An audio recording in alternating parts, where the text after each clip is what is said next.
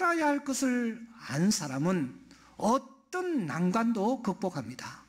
오히려 시련과 어려움이 닥칠지라도 용기와 힘이 솟는 것입니다. 설령 죽음이 코앞에 닥쳐도 두려워하지 않는 것입니다. 아니, 그 죽음이 설령 십자가의 형틀과 같은 그런 고통일지라도 그 고통을 넉넉히 감내하는 것입니다. 우리 주님처럼 말입니다. 그래서 오늘 1절은 우리 주님이 뭔가를 아셨다라는 것으로 출발합니다. 그런데 7절은 그런데 사랑하는 제자들은 알아야 할 것을 알지 못했다라는 말씀으로 마무리하고 있습니다. 그리고 그 중간에 오늘 우리가 생각해야 할 3절이 자리 잡고 있지 않습니까? 3절에 보시면 예수님께서 알아야 할 것을 아셨는데 도대체 무엇을 아셨는지를 우리에게 밝히고 있습니다. 우리 다 함께 한번 읽어보겠습니다. 시작. 저녁 먹는 중 예수는 아버지께서 모든 것을 자유의 손에 맡기신 것과 또 자기가 하나님께로부터 오셨다가 하나님께로 돌아갔을 것을 아시고 했습니다. 주님이 아신 것이 3가지였음을 오늘 본문 밝히고 있습니다. 그것이 무엇이었습니까? 첫째, 주님 자신이 아버지께로부터 오셨다 하는 사실을 알았습니다. 두 번째, 자기가 아버지께로 돌아갈 것을 아셨어요. 세 번째, 아버지께로부터 왔다가 아버지께로 돌아갈 자기가 지금 땅 위에 머무는 동안 내가 할 일이 무엇인지 그것을 주님이 아셨다 했습니다. 이 3가지를 주님이 아셨습니다. 다시 정리하면은 우리 주님은 자신의 근원, 자신의 뿌리를 알고 계십니다. 그리고 자신의 종착지, 종착역을 주님은 알고 계십니다. 더 중요한 것 하나, 그 사이에 지금 호흡하고 있는 내가 지금 어떻게 살아야 하며 무엇을 해야 할 것인지를 주님은 알고 계십니다. 인간이면 모름지기 이 3가지를 아셔야 합니다. 다른 것은 몰라도 좋습니다. 영어 단어 하나를 몰라도 좋습니다. 이 3가지만은 알아야 합니다. 그래서 역사가 시작된 이래로 수많은 사람들은 이 3가지에 대한 질문을 수없이 던졌습니다. 어디서부터 인생이 왔던가? 어디로 가는 존재인가? 무엇을 해야 하는가? 이런 질문을 수없이 던졌습니다. 그리고 이 던진 질문에 대해서 내놓으라 하는 학자들, 철학자들, 과학자들, 문필가들이 나름의 답을 제시했습니다. 하지만 사랑하는 여러분, 그 누구도 우리가 만족할 만한 답을 제시해 주지를 못했습니다. 그런데 오직 유일한 한 분, 예수라는 그분은 우리가 지금 가지고 있고 우리가 풀어야 할 이 질문에 대한 만족할 만한 답을 주셨습니다. 그분이 바로 예수님이십니다. 길이요 진리요 생명이신 바로 그분이십니다. 그분은 자기가 알고 있다고 말씀합니다. 내가 어디서부터 왔는지 알고 있다. 내가 어디로 가야 할 것인지를 알고 있다. 내가 이 땅의 삶을 영위하면서 그 삶이 길든지 짧든지 무엇을 하며 살아야 할 것인지를 알고 있다. 그렇게 말씀합니다. 이 모든 사실을 아신 예수님은 그래서 어떻게 사셨다고 말합니까? 1절 말씀에 자기가 아버지께로 돌아갈 때가 이른 줄 아시고 세상에 있는 자기 사람들을 사랑하시되 끝까지 사랑하셨다고요. 사랑하는 것, 이 한 가지에 당신은 목숨을 거셨습니다. 이 한 가지를 위해 자신의 모든 것을 쏟으셨습니다.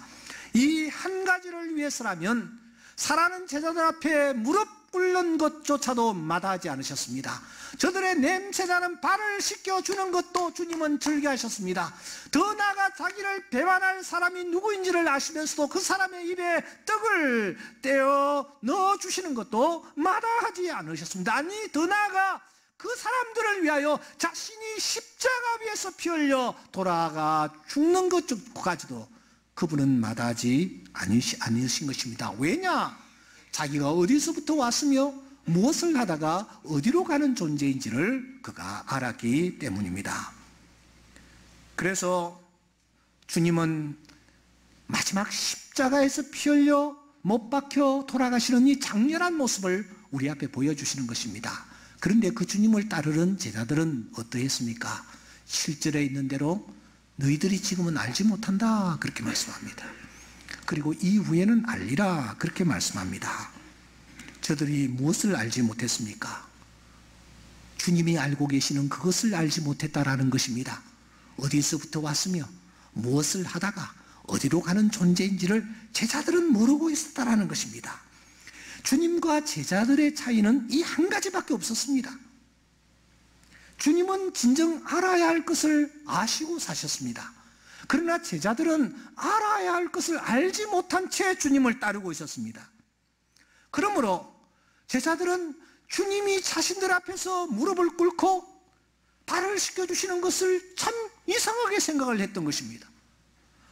아니, 자기를 미워하고 자기를 십자가에 팔아 넘기는 자를 위하여 자신의 모든 것을 주는 것을 너무너무 이상하게 생각했습니다.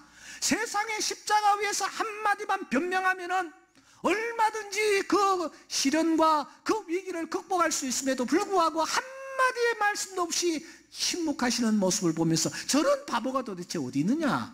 제자들은 그렇게 생각하면서 서로 누가 높으냐 다퉜습니다. 그 사람이 나에게 와서 인사할 때까지 나는 기다리고 있어야지. 이런 식으로 살았습니다. 내가 너한테 머리 숙이려고 하면서 제자들은 서로 누가 높으냐 하면서 다투는 하루하루의 삶을 살았던 것입니다. 이런 제자들을 향하여 주님은 너희들이 지금 알지 못하지만 나중은 알게 될 것이라고 말씀을 하셨습니다. 이 이후에는 알리라. 어떻게 알게 될 것이라고 말씀합니까? 언제 알 것이라고 말씀을 합니까? 요한복음 16장 33절에 보면은 그러나 진리의 성령이 너희들에게 오실 것이다. 그리하면 성령께서 너희들을 진리 가운데로 인도하실 것이다. 그렇게 될 때에 장래일을 성령께서 너희들에게 알려주시면 너희들은 그때야 알게 될 것이라고 말씀하는 것입니다. 드디어 오순절 성령 강림의 역사가 나타났습니다. 성령께서 이 사실을 알려주셨습니다. 인생이란 하나님께로부터 왔다. 하나님께로 돌아가는 존재다. 하나님의 뜻을 쫓아 이 땅에서 사는 삶이 참으로 가치 있는 삶이다. 성령께서 이것을 가르쳐 주셨습니다. 그러자 저들의 삶이 어떻게 변했습니까? 히브리서 11장 36절 이하에 보니까 어떤 사람들은 조롱과 채찍질을 마다하지 않았습니다. 결박과 옥에 갇히는 것, 시련도 그들은 마다하지 않았습니다. 심지어 돌로 치는 것과 톱으로 켜는 시험과 칼 죽임을 당하는 이 모든 어려운 일, 양과 염소의 가죽을 입고 유리하며 궁핍과 환난과 학대를 받는 이런 일들까지도 저들은 마다하지 않았습니다. 한마디로 저들은 세상이 감당치 못할 하루하루의 삶을 살았습니다. 왜냐고요? 어디서부터 왔으며 어디로 가는 존재인지를 저들이 알았기 때문입니다. 심지어 어떤 사람은 이렇게 외칩니다. 누가 우리를 그리스도의 사랑에서 끊으리요? 환난이나 공고나 핍박이나 기근이나 적신이나 위험이나 칼이라. 사망이나 생명이나 천사들이나 권세자들이나 현재일이나 장래일이나 능력이나 높음이나 깊음이나 다른 어떤 피조물이라도 우리를 우리 주 예수 그리스도 안에 있는 하나님의 사랑에 끊을 수 없으리라고 외치는 것입니다. 이렇게 담대하게 외치며 시련과 환난과 곤고와 핍박을 향하여 담대히 나아갈 수 있었던 힘과 근원이 도대체 어디에서 나왔습니까? 만물이 주에게서 나오고 주로 말미암고 주에게로 돌아간다라는 사실을 알았기 때문입니다. 그러므로 사랑하는 여러분, 인생이면은 꼭 알아야 할 이 세 가지를 아셔야 합니다. 인생이 어디서부터 왔으며 무엇을 하다가 어디로 돌아가는 존재인지를 말입니다. 그런데 여러분, 모든 인생이면 다 이 세 가지를 알고 있을까요? 알고 있을까요? 천재면은 다 알고 있을까요? 지난 14일 76세를 일기로 스티븐 호킹이라는 박사가 세상을 떠났습니다. 온 세계가 추모의 물결로 넘쳐 흐르고 있습니다. 그도 그럴 것이 그는 천체 물리학계의 거두입니다. 천재였습니다. 어떤 이는 아인슈타인이 환생을 했다라고 말합니다. 특별히 중국에서는 이 호킹을 신의 반열에 올려놓고 있을 정도입니다. 그도 그럴 것이 그는 타의 추종을 불허하는 그런 큰 업적들을 남겼기 때문입니다. 특별히 그의 삶은 우리들에게 큰 감동을 안겨주지 않습니까? 그가 케임브리지 대학에 들어가서 그 대학에서 여러분 조정 선수로 활동을 할 정도로 건강한 체력의 소유자였습니다. 그런데 그가 21살에 루게릭 병으로 진단을 받고 의사는 당신은 2년, 길어봐야 5년밖에 살 수 없다라는 사형 선고를 내렸습니다. 그럼에도 불구하고 그는 굴하지 않았습니다. 24살에 그 유명한 여러분 블랙홀 이론을 그가 발표를 했습니다. 전 세계가 크게 강탄을 당했습니다. 그 이후에 우리가 상상할 수 없었던 이론들을 그는 수립하여 우리 앞에 제시를 했습니다. 이러한 삶이었기에 그는 정말 모든 사람들의 귀감이 되었고 또 존경을 받아 마땅한 그런 삶을 살았던 것이 틀림이 없습니다. 하지만 여러분, 그러한 그가 노벨상은 받지 못했다는 사실을 아십니까? 최고의 천체 물리학자입니다. 아인슈타인 이후에 최고의 과학자로 자타가 공인하는 사람입니다. 그런데 매년 수여하는 노벨상을 받지를 못했습니다. 이상하지 않습니까? 노벨상 위원회는 엄격했습니다. 스티븐 호킹의 이론이 대부분 실험적인 검증이 불가능해서 노벨상의 규정을 충족시켜 주지를 못했기 때문입니다. 이 말을 좀 직설적으로 표현한다면 이 호킹이 발표하는 내용들이 그저 상상, 인간의 상상의 산물이다라고 말했다라는 거예요. 노벨상 위원회가 그렇게 보았다라는 것입니다. 그러면 여러분, 이 스티븐 호킹은 도대체 어떤 바탕 위에서 그의 이론이 정립되어지며 세워졌나요? 두 가지입니다. 하나는 창조주는 없다라는 이 바탕 위에서 그의 이론은 출발을 합니다. 특별히 기독교에서 말하는 창조주 하나님이란 존재하는 게 아니다. 그 바탕 위에서 그의 학문이 출발을 합니다. 그는 이렇게 말하고 있습니다. 우주는 신이 창조한 것이 아니다.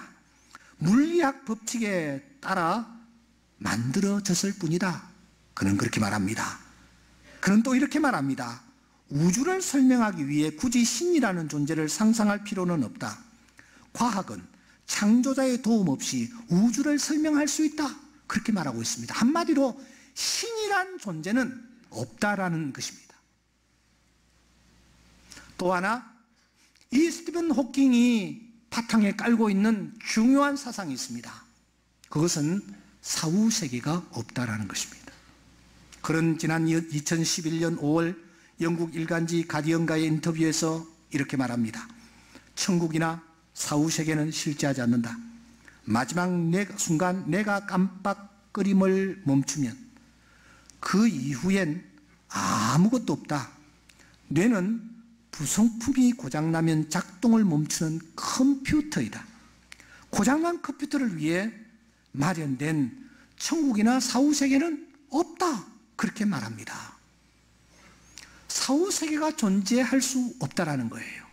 존재하지 않는다라는 거예요. 그가 이런 바탕 위에서 출발하게 된 계기가 무엇일까요? 이름이 스티븐입니다. 스티븐은 성경에 등장하는 스데반입니다. 아버지는 신실한 크리스찬이었습니다. 그에게 스데반처럼 살았으면 좋겠다 하고 스데반이라는 이름을 지어준 거예요. 스데반이 어떻게 살았습니까? 보라! 하늘이 열리고 인자가 하나님 우편에 서성을 보느라. 스데반은 사후 세계를 보면서 마지막을 장식했습니다. 그런 삶을 살아가기를 원한 거예요. 그런데 어찌 그렇게 살았을까? 이렇게 생각했을까요? 아쉽게도 그의 어머니는 철저한 공산주의자였습니다. 유물론에 입각한 학자였습니다. 아버지가 어렸을 때에 그 가정을 떠났습니다. 스티븐은 어머니의 영향을 입으며 성장기를 보냈습니다. 그래서 하나님의 존재를 인정하지 않았을까요? 그래서 사후세계를 인정하지 않았을까요? 스티븐 호킹은 파스칼을 제일 존경했습니다. 그런데 파스칼은 이렇게 말했습니다. 신이 있는지 없는지 모를 때가 인간은 더 행복하다, 그렇게 말했습니다. 이 파스칼의 영향을 받았기 때문일까요? 한 가지 분명한 사실은 이 호킹 씨가 지금 굉장히 당황을 하고 있을 것이라는 사실입니다. 천사들이 그에게 다가와서 호킹 씨 당황하셨어요? 지금 그렇게 하고 있는 거예요. 아니 지금 그는 너무너무 놀라운 세계에서 그는 분명히 당황하고 있습니다. 하나님이 심판대 앞에 쫙 계시는 거예요. 컴퓨터가 고장나가지고 사라지는 것처럼 인간은 사라지는 존재다라고 생각했는데 하나님의 형상으로 지음을 받은 자신이 너무너무 놀라운 세계에 진입해 있다는 사실을 그가 지금 경험하고 있기 때문입니다. 여러분, 사후세계가 어떻게 됩니까? 제가 잠깐 도표를 보여드리겠습니다. 성경은 이렇게 이야기하고 있습니다. 우리가 어느 날 세상을 떠나 죽음을 맞이하게 됩니다. 죽음 앞에는 큰 구렁텅이가 있습니다. 시커먼 구렁텅이입니다. 이 구렁텅이는 넘어갈 수도 없고 넘어올 수도 없습니다.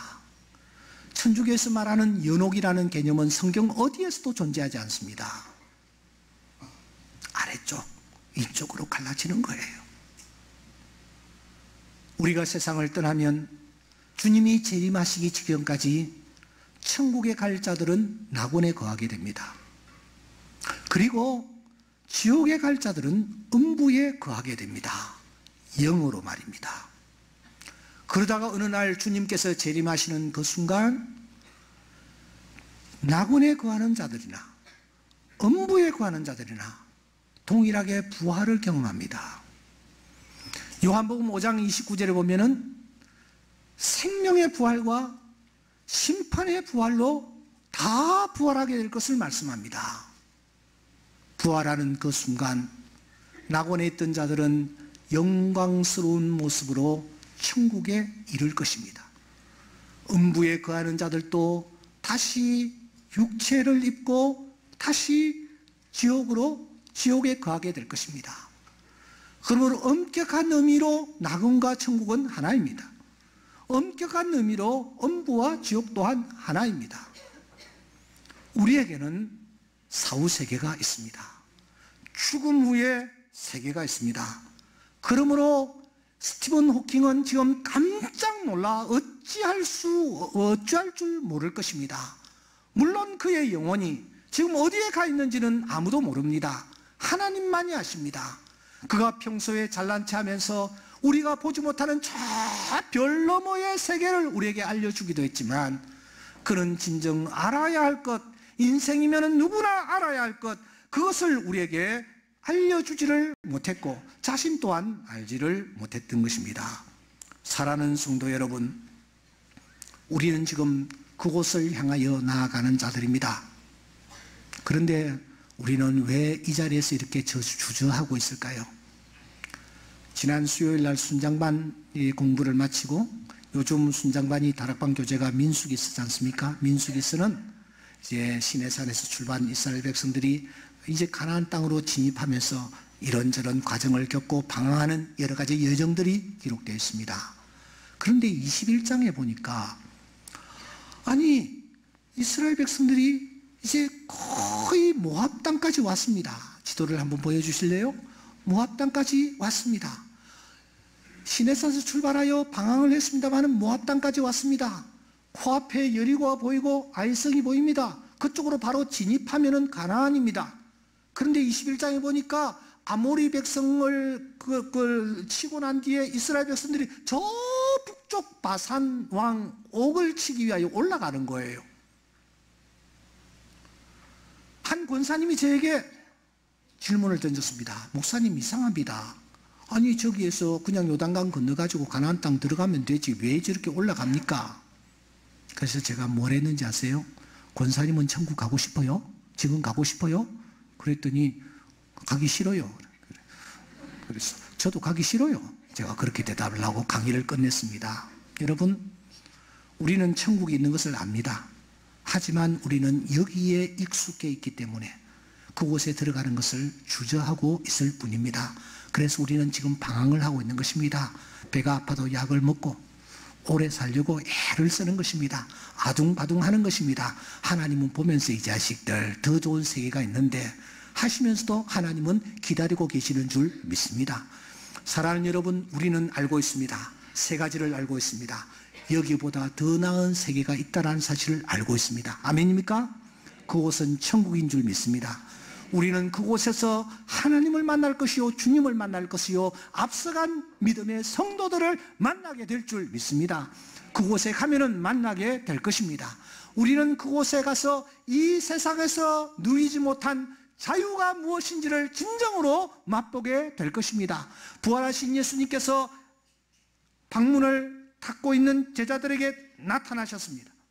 우리는 그런 영광스러운 모습을, 영광스러운 일들을 우리는 천국에서 맛보게 되어질 줄 믿습니다. 그날을 바라보면서 믿음으로 나아가 하나님 앞에 섰을 때에 하나님 계시군요.